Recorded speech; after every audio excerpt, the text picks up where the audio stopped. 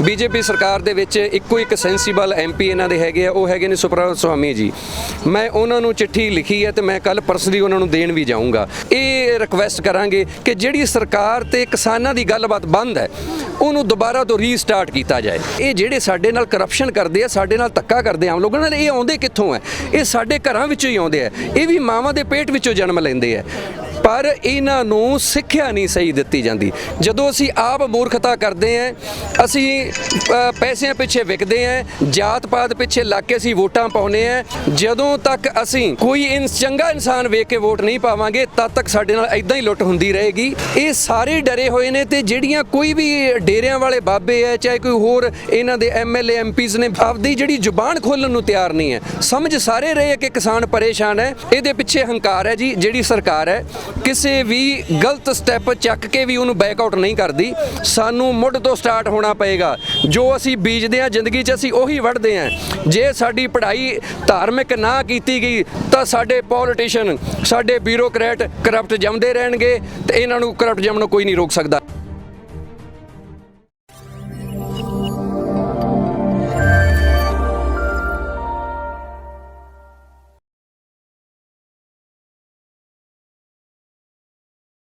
Punjab news देख रहे सारे ही देश के दर्शकों का मैं हरजीत कौर स्वागत करती। दर्शकों, जिथे तुसीं देखा कि इस किसानी अंदोलन दे विच वक्रे वक्रे तरीके नाल हर कोई अपना योगदान पा रहा, तो किसी ना किसी तरीके नाल सरकार तक भी गल पहुँचाउण दी गल रखण दी कोशिश कर रहा। हरप्रीत सिंह जी साडे नाल मौजूद आ। उही हरप्रीत ने जिहड़े कि समय समय ते कई इदां दियां सरकारां नूं चिट्ठियां लिखदे ने।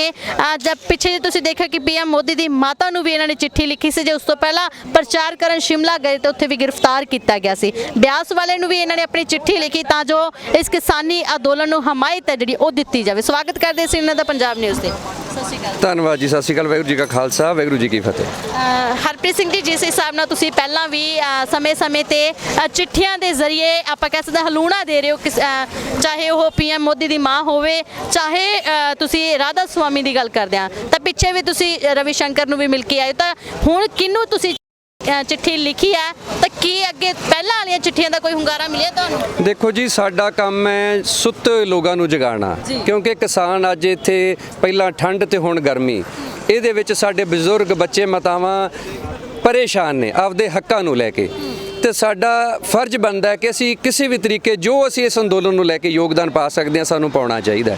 जिवें तुसीं जिक्र किया कि मोदी दे मदर नूं मैं चिट्ठी लिखी सी, फिर शिमला दे विच मेरी गिरफ्तारी हुई, उदों वन बाय वन असी सारिआं नूं जिहदे तो भी सानूं आस उम्मीद है चिट्ठियां लिखण दी असी कोशिश कर रहे हैं। पर अफसोस की गल है कि साडे देश दे विच एक डर दा माहौल है, तो उस डर दे माहौल दे विच सानूं अज तक कितों भी कोई रिप्लाई नहीं आया। किस डर दा माहौल है, की समझदे हो, किस चीज़ का डर है उन्होंने? देखो जी, पहला तो मैं ये कहना चाहना कि जिहो जिहा देखो मेरी 42-43 साल उम्र हो गई, सरकारां पहलां भी आई हैं। ठीक आपां कहने कि सारियां सरकारां ने सानूं आम जनता नूं तंग परेशान कीता ते देश नूं लुੱਟਿਆ। वो भी साडी अज्ञानता है, क्योंकि असी इहो जिहियां घटिया सरकारां चुनते हैं। तो मैं उहदे ते भी आऊँगा कि उन्होंने क्यों सानूं लुੱਟਿਆ।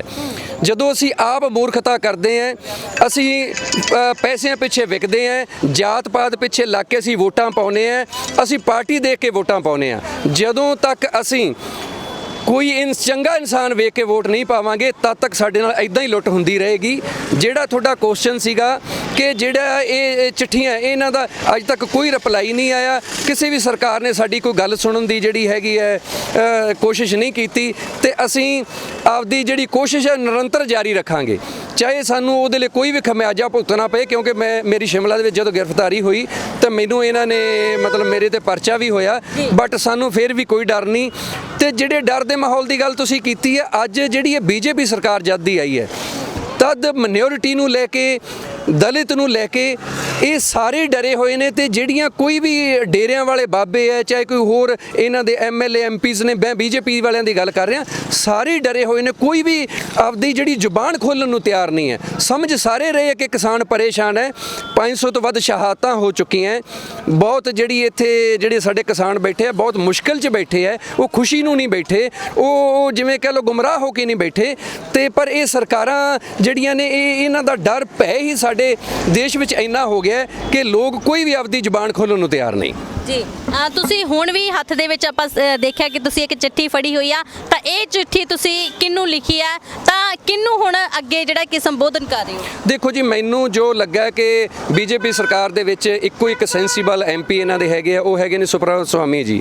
ਮੈਂ ਉਹਨਾਂ ਨੂੰ ਚਿੱਠੀ ਲਿਖੀ ਹੈ ਤੇ ਮੈਂ ਕੱਲ ਪਰਸਨਲੀ ਉਹਨਾਂ ਨੂੰ ਦੇਣ ਵੀ ਜਾਊਂਗਾ, ਕਿਉਂਕਿ ਉਹਨਾਂ ਨੇ ਪਹਿਲਾਂ 84 ਵੇਲੇ ਵੀ ਬੜਾ ਬੇਬਾਕ ਕਿਹਾ ਸੀਗਾ ਕਿ ਜੋ ਕਾਂਗਰਸ ਸਰਕਾਰ ਨੇ ਅਟੈਕ ਕੀਤਾ ਹੈ ਆਪਣੇ ਹਰਿਮੰਦਰ ਸਾਹਿਬ ਤੇ, ਉਹ ਬਹੁਤ ਗਲਤ ਇਹਨਾਂ ਨੇ ਕੀਤਾ, ਕਿਉਂਕਿ ਸ਼੍ਰੀ ਸੰਤ ਜਰਨੈਲ ਸਿੰਘ ਜੀ ਭਿੰਡਰਾਂ ਵਾਲੇ ਉਹਨਾਂ ਦਾ ਕੋਈ ਉੱਥੇ ਕੋਈ ਐਸਾ ਕੰਮ ਨਹੀਂ ਸੀ ਕੀਤਾ ਉਹਨਾਂ ਨੇ, ਜਦ ਕਿ ਇਹਨਾਂ ਨੇ ਉਹਨਾਂ ਨਾਲ ਧੱਕਾ ਕਰਕੇ ਉੱਥੇ ਉਹਨਾਂ ਨੂੰ ਸ਼ਹੀਦ ਕੀਤਾ। ਤੇ ਇਹ ਉਹਨਾਂ ਨੂੰ, ਜਿਵੇਂ ਕਿ ਮੈਂ ਤੁਹਾਡੇ ਨਾਲ ਘਟਨਾ ਦਾ ਜ਼ਿਕਰ ਕਰਨਾ ਚਾਹੁੰਦਾ ਕਿ ਇੱਕ ਲਾਲ ਮਸਜਿਦ ਹੈ ਕਸ਼ਮੀਰ ਵਿੱਚ, ਉੱਥੇ ਅੱਤਵਾਦੀ ਰੁਕੇ ਹੋਏ ਸੀ ਤੇ ਇੰਦਰਾ ਨਾਲ ਗੱਲ ਹੋਈ ਏਜੰਸੀਆਂ ਦੀ ਕਿ ਉੱਥੇ ਕੀ ਕਰਨਾ ਚਾਹੀਦਾ। ਉਹਨਾਂ ਨੇ ਕਿਹਾ ਕਿ ਉੱਥੇ ਉਹਨਾਂ ਦਾ ਹੁੱਕਾ ਪਾਣੀ ਬੰਦ ਕਰ ਦਿਓ ਤਾਂ ਆਪਣੇ ਆਪ ਬਾਹਰ ਆ ਜਾਣਗੇ। ਉਹਨਾਂ ਦਾ ਬਿਜਲੀ ਪਾਣੀ ਤੇ ਖਾਣ ਪਾਣ ਰੋਕ ਦਿੱਤਾ ਗਿਆ ਬਾਹਰ, ਤੋਂ ਆਪਣੇ ਆਪ ਦੂਸਰੇ ਕਿ ਤੀਸਰੇ ਦਿਨ ਬਾਹਰ ਆ ਗਏ ਸੀ। ਇੱਥੇ ਵੀ ਉਹੀ ਕੀਤਾ ਜਾ ਸਕਦਾ ਸੀ, ਪਰ ਇਹਨਾਂ ਨੇ ਸੋਚਿਆ ਕਿ ਸਿੱਖ ਜਿਹੜੀ ਕਮਿਊਨਿਟੀ ਹੈ ਉਹ ਬਹੁਤ ਛੋਟੀ ਹੈ, ਇਹ ਸਾਡਾ ਕੀ ਵਿਗਾੜ ਸਕਦੇ ਆ ਵੋਟਾਂ ਦੀ, ਸਾਨੂੰ ਕੋਈ ਇਹਨਾਂ ਦੀ ਲੋੜ ਨਹੀਂ ਹੈ। ਤਾਂ ਇਹਨਾਂ ਨੇ ਸਾਡੇ ਨਾਲ ਧੱਕਾ ਕੀਤਾ। ਉਹਨਾਂ ਬਾਰੇ ਉਹਨਾਂ ਨੇ ਇੱਕ ਬਹੁਤ ਵਧੀਆ ਕਈ ਇੰਟਰਵਿਊ 'ਚ ਜ਼ਿਕਰ ਕੀਤਾ, ਤਾਂ ਅਸੀਂ ਸੋਚਿਆ ਕਿਉਂ ਨਾ ਇਹਨਾਂ ਨਾਲ ਇੱਕ ਵਾਰ ਜਾ ਕੇ ਗੱਲ ਕੀਤੀ ਜਾਏ, ਕਿਉਂਕਿ ਇਹ ਬਹੁਤ ਨਿਡਰ ਤੇ ਇੱਕ ਸਟੇਟ ਫਾਰਵਰਡ ਬੋਲਣ ਵਾਲੇ ਇਨਸਾਨ ਨੇ। ਤਾਂ ਅਸੀਂ ਕਿਹਾ ਇਹਨਾਂ ਨੂੰ ਲੈਟਰ ਲਿਖ ਕੇ ਅਸੀਂ ਇਹ ਰਿਕੁਐਸਟ ਕਰਾਂਗੇ ਕਿ ਜਿਹੜੀ ਸਰਕਾਰ ਤੇ ਕਿਸਾਨਾਂ ਦੀ ਗੱਲਬਾਤ ਬੰਦ ਹੈ ਉਹਨੂੰ ਦੁਬਾਰਾ ਤੋਂ ਰੀਸਟਾਰਟ ਕੀਤਾ ਜਾਏ, ਕਿਉਂਕਿ ਦੋਵੇਂ ਪਾਰਟੀਆਂ ਸਮਝਦੇ ਕੀ ਹੋ ਤੁਸੀਂ ਜਿਹੜੀ ਗੱਲਬਾਤ ਬੰਦ ਹੋਈ ਉਸ ਤੋਂ ਕੀ ਸਮਝਦੇ ਹੋ ਤੁਸੀਂ ਕਿ ਕਰੋਨਾ ਦੇ ਡਰ ਕਾਰਨ ਨਹੀਂ ਕੀਤੀ ਜਾ ਰਹੀ, ਜਾਂ ਜਿਸ ਹਿਸਾਬ ਨਾਲ ਆਪਾਂ ਹਾਲਾਤ ਦੇਖ ਰਹੇ ਹਾਂ ਉਹ ਵੀ ਮੱਦੇਨਜ਼ਰ? ਹੰਕਾਰ, ਇਹਦੇ ਪਿੱਛੇ ਹੰਕਾਰ ਹੈ ਜੀ। ਜਿਹੜੀ ਸਰਕਾਰ ਹੈ ਇਹਨਾਂ ਨੇ ਡੀਮੋਨੇਟਾਈਜੇਸ਼ਨ ਕੀਤੀ, ਸਾਨੂੰ ਕੋਈ ਫਾਇਦਾ ਨਹੀਂ ਹੋਇਆ। GST ਲਾਗੂ ਕੀਤਾ, ਕੋਈ ਫਾਇਦਾ ਨਹੀਂ ਹੋਇਆ। ਧਾਰਾ 370 ਉਹਦਾ ਕਿਸੇ ਨੂੰ ਕੋਈ ਸਾਡੇ ਦੇਸ਼ ਵਾਸੀ ਨੂੰ ਬੈਨੀਫਿਟ ਨਹੀਂ ਹੋਇਆ। ਇਹ ਸਰਕਾਰ ਕਿਸੇ ਵੀ ਗਲਤ ਸਟੈਪ ਚੱਕ ਕੇ ਵੀ ਉਹਨੂੰ ਬੈਕ ਆਊਟ ਨਹੀਂ ਕਰਦੀ। ਇਹ ਇਹਨਾਂ ਦਾ ਇਹਨਾਂ ਦਾ ਰਵੱਈਆ ਹੀ ਇਦਾਂ ਦਾ ਹੈ ਬੀਜੇਪੀ ਸਰਕਾਰ ਦਾ, ਤੇ ਇਸ ਕਰਕੇ ਇਹ ਜਿਹੜਾ ਹੈਗਾ ਇਹ ਐਰੋਗੈਂਸ ਹੈ ਇਹਨਾਂ ਦਾ। ਇਹ ਨਹੀਂ ਚਾਹੁੰਦੇ ਕਿ ਅਸੀਂ ਜਿਹੜਾ ਇੱਕ ਸਟੈਪ ਲਿਆ, ਬੇਸ਼ੱਕ ਉਹ ਗਲਤ ਲਿਆ, ਕਿਉਂਕਿ ਇਹ ਜਿਹੜੇ ਕਾਨੂੰਨ ਹੈ ਇਹ ਪਹਿਲਾਂ ਯੂਰਪ ਤੇ ਅਮਰੀਕਾ ਕੈਨੇਡਾ 'ਚ ਪਾਸ ਹੋ ਚੁੱਕੇ ਹੈ ਤੇ ਉੱਥੇ ਬੁਰੀ ਤਰ੍ਹਾਂ ਫੇਲ ਹੋਏ ਆ। ਉੱਥੋਂ ਦਾ ਜਿਹੜਾ ਕਿਸਾਨ ਹੈ ਉਹ ਸਬਸਿਡੀ ਤੇ ਜਿਉਣ ਲਈ ਮਜਬੂਰ ਹੈ, ਉੱਥੇ ਵੀ ਉਹ ਸੁਸਾਈਡ ਕਰਦੇ ਆ ਲੋਕ। ਤੇ ਇਹ ਇਹਨਾਂ ਨੂੰ ਪਤਾ ਨਹੀਂ ਕਿਉਂ ਇਦਾਂ ਦੀ ਸਾਡੀ ਸਰਕਾਰ ਹੈ ਮੂਰਖਤਾ ਕਰ ਰਹੀ ਹੈ। ਇਹਨਾਂ ਨੂੰ ਸਮਝ ਲੈਣਾ ਚਾਹੀਦਾ ਤੇ ਹੰਕਾਰ ਛੱਡ ਦੇਣਾ ਚਾਹੀਦਾ। ਇਹਨਾਂ ਦੇ ਪਿੱਛੇ ਬਿਲਕੁਲ ਹੰਕਾਰ ਹੈ ਜੀ, ਹੰਕਾਰ ਪਿੱਛੇ ਲੱਗ ਕੇ ਇਹ ਸਾਡੇ ਨਾਲ ਗੱਲ ਇਹਨਾਂ ਨੇ ਬੰਦ ਕੀਤੀ ਹੈ। ਬਟ ਜਦੋਂ ਤੱਕ ਗੱਲਬਾਤ ਇਹ ਸ਼ੁਰੂ ਨਹੀਂ ਹੋਏਗੀ ਤੇ ਹੱਲ ਕਿੱਦਾਂ ਹੋਏਗਾ? ਗੱਲਬਾਤ ਸ਼ੁਰੂ ਹੋਣੀ ਚਾਹੀਦੀ ਹੈ, ਉਸ ਪ੍ਰਤੀ ਹੀ ਮੇਰਾ ਇਹ ਸਟੈਪ ਹੈਗਾ ਜੀ, ਗੱਲਬਾਤ ਸ਼ੁਰੂ। ਸੁਬਰਾਮਨਿਅਮ ਨੂੰ ਸਵਾਮੀ ਜੀ ਨੂੰ ਚਿੱਠੀ ਲਿਖੀ ਹੋਈ ਆ, ਤਾਂ ਅਸੀਂ ਜਾਣ ਸਕਦੇ ਕਿ ਚਿੱਠੀ ਦੇ ਵਿੱਚ ਤੁਸੀਂ ਕੀ ਬੋਲ ਜਿਹੜੇ ਉਹਨਾਂ ਨੂੰ ਲਿਖ ਕੇ ਭੇਜੇ ਨੇ? ਦੇਖੋ ਜੀ, ਉਹਦੇ ਵਿੱਚ ਬੋਲ ਇਹੀ ਲਿਖੇ ਗਏ ਆ ਵੀ ਸਾਡੀਆਂ ਸ਼ਹਾਦਤਾਂ ਹੋ ਚੁੱਕੀਆਂ ਨੇ, ਬਹੁਤ ਲੰਬਾ ਸਮਾਂ ਹੋ ਚੁੱਕਾ ਹੈ। ਕਿਸਾਨ ਜਿਹੜਾ ਇੱਥੇ ਬੈਠਾ, ਉਹਨਾਂ ਦੇ ਪਰਿਵਾਰ ਵਾਲੇ, ਉਹਨਾਂ ਦੇ ਪਸ਼ੂ ਡੰਗਰ, ਉਹਨਾਂ ਦੀ ਜ਼ਮੀਨਾਂ ਉਹਨਾਂ ਦਾ ਇੰਤਜ਼ਾਰ ਕਰ ਰਹੀਆਂ ਨੇ। ਇਹ ਇੱਥੇ ਬਿਮਾਰ ਹੋ ਰਹੇ ਨੇ, ਤੰਗ ਹੋ ਰਹੇ ਨੇ। ਖਾਣ ਪਾਣ ਦੀ ਜਿਹੜੀ ਵਿਵਸਥਾ ਬੇਸ਼ੱਕ ਇੱਥੇ ਹੈਗੀ ਹੈ, ਪਰ ਘਰ ਛੱਡ ਕੇ, ਜਿਵੇਂ ਕਹਿੰਦੇ ਨੇ ਬੰਦੇ ਨੂੰ ਸੋਨੇ ਦਾ ਮਹਿਲ ਮਿਲ ਜੇ, ਤਾਂ ਘਰ ਛੱਡਣਾ ਕੋਈ ਵੀ ਨਹੀਂ ਚਾਹੁੰਦਾ। ਇਹ ਮਜਬੂਰ ਇੱਥੇ ਬੈਠੇ ਨੇ। ਇਹ ਚੀਜ਼ਾਂ ਦਾ ਮੈਂ ਵਿੱਚ ਜ਼ਿਕਰ ਕੀਤਾ ਤੇ ਅਕਸਰ ਇਹ 8-9 ਮਹੀਨੇ ਹੋ ਗਏ ਜੀ ਅੰਦੋਲਨ, 6 ਮਹੀਨੇ ਦਿੱਲੀ ਦੇ ਵਿੱਚ, 3-4 ਮਹੀਨੇ ਪੰਜਾਬ ਦੇ ਵਿੱਚ ਇਹ ਅੰਦੋਲਨ ਚੱਲਿਆ। ਤਾਂ ਇਹ ਸਰਕਾਰ ਨੂੰ ਆਪਣੀ ਕੁੰਭਕਰਨ ਦੀ ਨੀਂਦ ਤੋਂ ਜਾਗਣਾ ਚਾਹੀਦਾ ਤੇ ਕਿਸਾਨਾਂ ਬਾਰੇ ਸੋਚਣਾ ਚਾਹੀਦਾ ਜਿਨ੍ਹਾਂ ਨੇ ਉਹਨਾਂ ਨੂੰ ਇਸ ਤਖਤ ਤੇ ਬਿਠਾਇਆ। ਪਰ ਸਰਕਾਰ, ਅਸੀਂ ਅਫਸੋਸ ਨਾਲ ਕਹਿਣਾ ਪੈ ਰਿਹਾ ਕਿ ਸਰਕਾਰ ਦਾ ਰਵੱਈਆ ਜਿਹੜਾ ਬਹੁਤ ਐਰੋਗੈਂਟ ਹੈ। ਤੁਸੀਂ ਇਹ ਚਿੱਠੀ ਫਿਰ ਖੁਦ ਆਪ ਦੇਣ ਜਾਓਗੇ? ਹਾਂਜੀ, ਮੈਂ ਖੁਦ ਜਾਊਂਗਾ। ਮੇਰੇ ਨਾਲ ਮੇਰੇ ਦੋਸਤ ਨੇ ਜੀ, ਤੇ ਅਸੀਂ ਕੱਲ ਉੱਥੇ ਜਾਵਾਂਗੇ ਜੀ ਉਹਨਾਂ ਦੇ ਘਰ ਤੇ ਇਹ ਚਿੱਠੀ ਦੇ ਕੇ। ਲਾਕਡਾਊਨ ਲੱਗਾ ਹੋਇਆ ਤਾਂ ਇੱਕ ਪਾਸੇ ਕਰੋਨਾ ਦਾ ਕਹਿਰ ਵੀ ਕਿਹਾ ਜਾ ਰਿਹਾ ਕਿ ਬਹੁਤ ਜ਼ਿਆਦਾ ਜਿਹੜਾ ਫੈਲ ਰਿਹਾ ਹੈਗਾ, ਤਾਂ ਤੁਹਾਨੂੰ ਰੋਕਿਆ ਨਹੀਂ ਜਾਊਗਾ ਫਿਰ? ਦੇਖੋ ਜੀ, ਰੋਕਣਗੇ ਤਾਂ ਉਹ ਵੀ ਅਸੀਂ ਫੇਸ ਕਰਾਂਗੇ, ਬਟ ਅਸੀਂ ਇਹ ਜਿਹੜਾ ਇੱਕ ਟਾਈਮ ਫਿਕਸ ਕੀਤਾ ਹੋਇਆ ਉਹਨਾਂ ਨਾਲ ਅਸੀਂ ਜ਼ਰੂਰ ਜਾਵਾਂਗੇ। ਉਹਦੇ ਲਈ ਸਾਨੂੰ ਕੋਈ ਵੀ ਇਹ ਸਜ਼ਾ ਦੇਣ, ਅਸੀਂ ਉਹਦੇ ਲਈ ਰੁਕਾਂਗੇ ਨਹੀਂ, ਕਿਉਂਕਿ ਇੱਥੇ ਤੁਹਾਨੂੰ ਜਿਵੇਂ ਤੁਸੀਂ ਕਰੋਨਾ ਦਾ ਜ਼ਿਕਰ ਕੀਤਾ, ਇਹ ਸਰਕਾਰਾਂ ਪਤਾ ਨਹੀਂ ਕੀ ਤਰੀਕੇ ਨਾਲ ਕਨਸਪੀਰੇਸੀ ਕਰਕੇ ਸਾਡੇ ਸਮਾਜ ਨੂੰ ਯਕਦਮ ਲਾਕਡਾਊਨ ਲਾ ਦੇਣਾ, ਜਦ ਕਿ ਇੱਕ ਜਿਹੜਾ ਕੋਈ ਰੇਹੜੀ ਵਾਲਾ ਬੰਦਾ ਜਿਹੜਾ ਡੇਲੀ ਦਿਹਾੜੀਦਾਰ ਹੈ, ਇਹ ਉਹਨਾਂ ਨੇ ਇਹਨਾਂ ਬਾਰੇ ਕੁਝ ਨਹੀਂ ਸੋਚਿਆ। ਉਹ ਵਿਚਾਰੇ ਅੱਜ ਭੁੱਖੇ ਮਰ ਰਹੇ ਨੇ, ਸਰਕਾਰਾਂ ਦੇ ਕੋਈ ਅਰੇਂਜਮੈਂਟ ਨਹੀਂ। ਰੇੜੀਆਂ ਵਿੱਚ ਕੌਣ ਲਈ ਉਹਨਾਂ ਦੇ ਲੱਤਾਂ ਮਾਰੀਆਂ ਜਾਂਦੀਆਂ ਨੇ, ਰੇੜੀਆਂ ਆਲਟੋ ਪੁਲਟ ਕਰ, ਆਕਸੀਜਨ ਦਾ ਕੋਈ ਪ੍ਰਬੰਧ ਨਹੀਂ। ਸਰਕਾਰ ਬੁਰੀ ਤਰ੍ਹਾਂ ਫੇਲ ਹੋ ਚੁੱਕੀ ਹੈ। ਮੋਦੀ ਸਰਕਾਰ ਹੈ ਜਿਹੜੀ ਇਹ ਆਪਦਾ ਜਿਹੜੇ ਇਮੇਜ ਹੈ ਜਿਹੜੀ ਕਹਿ ਲਈਏ ਬਿਲਕੁਲ ਇਹ ਆਪਦੀ ਖੋ ਚੁੱਕੀ, ਹਾਸ਼ੀਏ ਤੇ ਆ ਚੁੱਕੀ ਹੈ। ਤੇ ਸਰਕਾਰ ਨੂੰ ਸ਼ਰਮ ਹੋਣੀ ਚਾਹੀਦੀ ਹੈ।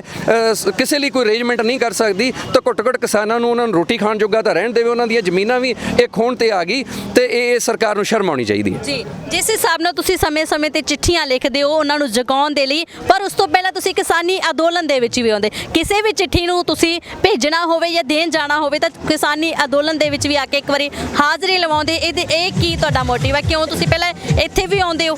ਦੇਖੋ ਜੀ, ਇਹ ਤਾਂ ਸਾਡਾ ਮੁੱਢ ਹੈ। ਜਿਹੜੀ ਵੀ ਸ਼ੁਰੂਆਤ ਹੁੰਦੀ ਉਹ ਇੱਥੋਂ ਹੀ ਹੁੰਦੀ ਹੈ। ਸਾਡਾ ਸਭ ਤੋਂ ਪਹਿਲਾਂ ਇਹ ਹੁੰਦਾ ਕਿ ਅਸੀਂ ਆਪ ਖੁਦ ਕਿਸਾਨ ਹੈ। ਅਸੀਂ ਕੋਈ ਇਹਨਾਂ ਲਈ ਨਹੀਂ ਆਏ, ਅਸੀਂ ਆਪਦੇ ਲਈ ਆਏ ਹਾਂ, ਆਪਦੇ ਬੱਚਿਆਂ ਲਈ ਆਏ ਹਾਂ। ਇੱਥੇ ਤਾਂ 2 ਦਿਨ ਮੈਂ ਲਾਉਣੇ ਹੀ ਹੁੰਦੇ ਆ ਜੀ। ਉਹਦੇ ਨਾਲ ਮੈਂ ਜੋ ਵੀ ਮੇਰੇ ਕੋਲ ਇਦਾਂ ਦੇ ਕੰਮ ਹੁੰਦੇ ਆ ਉਹ ਮੈਂ ਤੁਹਾਨੂੰ ਵੀ ਦੱਸ ਦੇਣਾ ਜੀ, ਤੇ ਜੋ ਕਰਨਾ ਹੁੰਦਾ ਜਾ ਕੇ ਕਰੇ ਹੋਣਾ ਜੀ। ਸਲਾਹ ਵੀ ਲੈਂਦੇ ਹੋ ਕਿਸਾਨਾਂ ਨਾਲ, ਗੱਲਬਾਤ ਵੀ ਕਰਦੇ ਹੋ ਕਿ ਆਪਾਂ ਆਹ ਕੰਮ ਕਰਨ ਜਾ ਰਹੇ ਹੈਗੇ, ਤੁਹਾਡਾ ਕੀ ਕਹਿਣਾ ਹੈਗਾ? ਨਹੀਂ ਜੀ, ਸਲਾਹ ਤਾਂ ਇਹਨਾਂ ਦੀ ਸਲਾਹ ਤੋਂ ਬਿਨਾਂ ਤਾਂ ਅਸੀਂ ਕੁਝ ਕਰ ਹੀ ਨਹੀਂ ਸਕਦੇ। ਜਦ ਤੱਕ ਅਸੀਂ ਵੱਡਿਆਂ ਦੀ ਸਲਾਹ ਨਹੀਂ ਲਵਾਂਗੇ ਤਾਂ ਅਸੀਂ ਕਦੇ ਕਾਮਯਾਬ ਨਹੀਂ ਹੋ ਸਕਦੇ। ਇਹ ਤਾਂ ਮੇਰੀ ਆਪਦਾ ਇੱਕ ਨੇਚਰ ਹੈ ਜੀ। ਮੈਂ ਕਦੇ ਵੀ ਕੋਈ ਕੰਮ ਕਰਦਾ ਤਾਂ ਮੈਂ ਘੱਟੋ ਘੱਟ ਵੀ 2-4 ਬੰਦਿਆਂ ਨਾਲ ਸਲਾਹ ਕਰਕੇ ਹੀ ਕਰਦਾ, ਤੇ ਸ਼ਾਇਦ ਉਹੀ ਠੀਕ ਹੁੰਦਾ। ਕਿਉਂਕਿ ਬੰਦਾ ਜਿੰਨਾ ਮਰਜ਼ੀ ਸਿਆਣਾ ਹੋਵੇ, ਇਹਨਾਂ ਦਾ ਚਿੱਟੀਆਂ ਦਾੜੀਆਂ ਦਾ ਤਜਰਬਾ ਆਪਦਾ ਇੱਕ ਆਪਣਾ ਤਜਰਬਾ ਹੁੰਦਾ, ਤੇ ਸੋ ਸਾਨੂੰ ਕਦੇ ਨਹੀਂ ਭੁੱਲਣਾ ਚਾਹੀਦਾ। ਅਸੀਂ ਤਾਂ ਆਪਦੇ ਬਜ਼ੁਰਗਾਂ ਦਾ, ਸਾਨੂੰ ਤਾਂ ਸਾਡੇ ਗੁਰੂਆਂ ਨੇ ਵੀ ਮਾਂ-ਬਾਪ ਦਾ ਸਤਿਕਾਰ ਕਰਨਾ ਸਿਖਾਇਆ, ਤਾਂ ਉਹ ਅਸੀਂ ਕਦੇ ਨਹੀਂ ਭੁੱਲਦੇ ਜੀ। ਅਸੀਂ ਦੇਖ ਰਹੇ ਹਾਂ ਕਿ ਤੁਸੀਂ ਜਦੋਂ ਸਮੇਂ-ਸਮੇਂ ਤੇ ਚਿੱਠੀਆਂ ਲਿਖਦੇ ਹੋ, ਤੁਹਾਨੂੰ ਕਈ ਮੁਸ਼ਕਲਾਂ ਦਾ ਵੀ ਸਾਹਮਣਾ ਕਰਨਾ ਪਿਆ। ਪਰਿਵਾਰ ਵੱਲੋਂ ਪੂਰੀ ਸਪੋਰਟ ਹੈਗੀ ਆ। ਪਰਿਵਾਰ ਵਾਲੇ ਇਹ ਨਹੀਂ ਕਹਿੰਦੇ ਕਿ ਜਿਸ ਲਾਈਨ ਤੇ ਤੁਸੀਂ ਜਾ ਰਹੇ ਹੋ ਤੁਹਾਨੂੰ ਦਿੱਕਤਾਂ ਵੀ ਆ ਸਕਦੀਆਂ ਨੇ, ਪਰਚੇ ਵੀ ਦਰਜ ਹੋ ਸਕਦੇ, ਗ੍ਰਿਫਤਾਰੀਆਂ ਵੀ ਹੋ ਸਕਦੀਆਂ ਨੇ? ਬਿਲਕੁਲ ਕਹਿੰਦੇ ਜੀ, ਬੱਚੇ ਕਈ ਵਾਰ ਫਿਕਰਮੰਦ ਹੁੰਦੇ ਆ। ਵਾਈਫ ਵੀ ਕਹਿ ਦਿੰਦੇ ਆ ਜੀ, ਤੁਸੀਂ ਆਪਾਂ ਇਕੱਲਿਆਂ ਨੇ ਕੀ ਲੈਣਾ ਜੀ, ਪਰਚੇ ਹੋ ਗਏ ਤੁਹਾਡੇ ਦੇ, ਪਹਿਲਾਂ ਗਾਂ ਵੀ ਹੋ ਸਕਦੇ ਆ।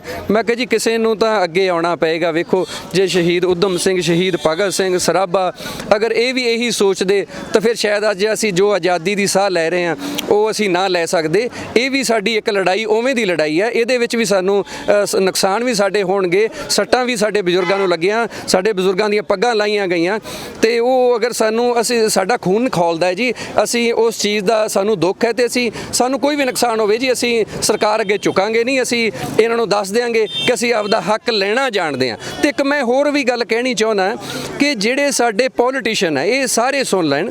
ਇਹ ਪੋਲੀਟੀਸ਼ੀਅਨ, ਪੁਲਿਸ ਵਾਲੇ ਜਾਂ ਜਿਹੜੇ ਕੋਈ ਇਲੈਕਟ੍ਰਿਸਿਟੀ ਬੋਰਡ ਵਾਲੇ, ਇਹ ਵੀਰ ਜੀ ਗੱਲ ਸੁਣਨ ਵਾਲੀ ਹੈ। ਇਹ ਲੋਕ ਕਿੱਥੋਂ ਆਉਂਦੇ ਆ?